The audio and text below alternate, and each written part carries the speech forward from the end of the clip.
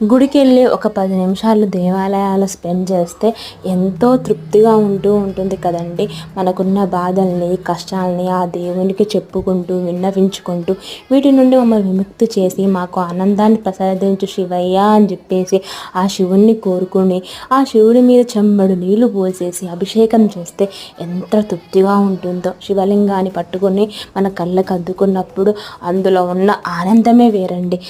ఇంకా సోమవారం గుడిలో ఈ విధంగా అందరూ పోస్తూ ఉంటారు. సోమవారమే కాదు, ప్రతిరోజు మా ఇంటి దగ్గరలో గుడిలో ఈ విధంగా అభిషేకం చేస్తూ ఉంటారు. చెంబడు నీళ్ళతోని ఎంతో తృప్తిగా ఉంటుంది.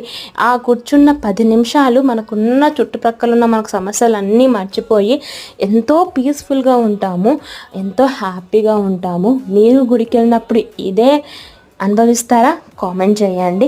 ఆ శివుని ఆశీస్సులతోని అందరం బాగుండాలని మనస్ఫూర్తిగా కోరుకుంటున్నాను.